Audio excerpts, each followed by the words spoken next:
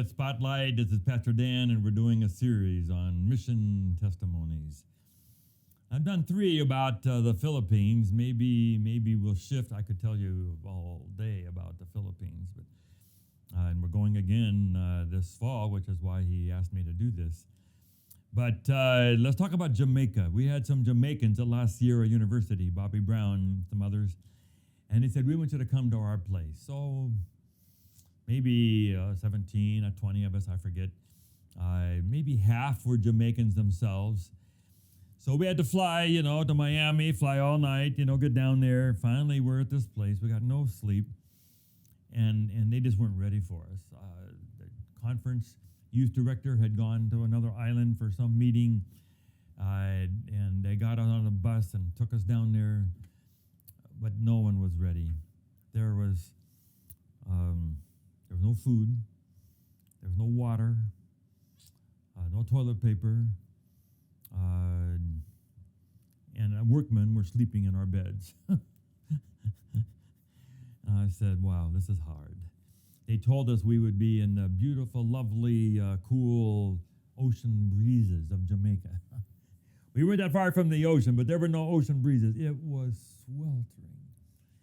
I finally had to buy 2 fans so we could have fans everywhere in our little room that I was in. So hot. So what do? It's Friday afternoon, late, and we had to get going. We had to drive an hour to get to where we had to do evangelism that night. A place called Carlisle up in the mountains of Jamaica. We're in the southwest corner at a summer camp. They wanted us to build some more cabins for the summer camp. So, okay, we had 1 car. You go get some water and get some food and toilet paper. You guys, and we said, okay, we got to get these guys out of our beds, they got to go somewhere else. So we got all that worked out. We got everyone, men here, women here. I had a place, okay. Try to get the water moving. We ran out of water in the showers all the time. You'd be in the middle of a shower, there's no water. Yeah, come on, somebody turn the water on, It's difficult. We drove an hour up into the mountains for that church. We were not ready. We couldn't change our clothes. We hadn't had a chance to shower. We just had to walk in, but it was like a preparatory night. Just, okay, we'll do better, folks. We'll do better. And so the next morning, we got up early, go up there and preach. Next night, crusade. People came, and they had music. Boy, these people know how to worship. And we had some great young people with music, but they did not want to do our music. They want their way. And it was a lie. We were running in place. It was a happy worship, Jamaican. Well, Sunday morning, then we had to begin to work. We had to build a trench for the footing for the building. I have never seen such hard work. That ground was like cement. You could take a pick with all your might, and you'd get a little tiny sliver. We tried everything. We got barrels of water and tried to make it into mud. We went and got a post hole digger. We tried every trick we could, and we would just you could work for 2 or 3 minutes, and you'd have to go take a break, get a drink, and then someone else would step in. We weren't all that young. I was younger then, but yeah, that was hard work. And so we slaved away all that day, got 15, 20 feet, not long. We came back. We had to go up and preach that night. You got 5:30. You grab a shower quick, grab a bite to eat. We told them, go get some food. We finally had some food. Raced up that mountain. We had some good music. We got to enjoy that bus ride. And then we would do this crusade. Come back in the morning, do it again. We got there for worship the next morning, and he said, you dug it in the wrong place. We dug it where they told us to dig it. Nothing to do, start over again. Well, we had learned a few tricks, so we began to work. We began to have to shovel gravel. They didn't have any pointed shovels, only square shovels. You would dig in, it would just bounce. We had to throw rocks by hand. It was faster, hard. But we slowly began to fall in love with these people. And we worked, and we got the blocks laid, and they began to build that cabin.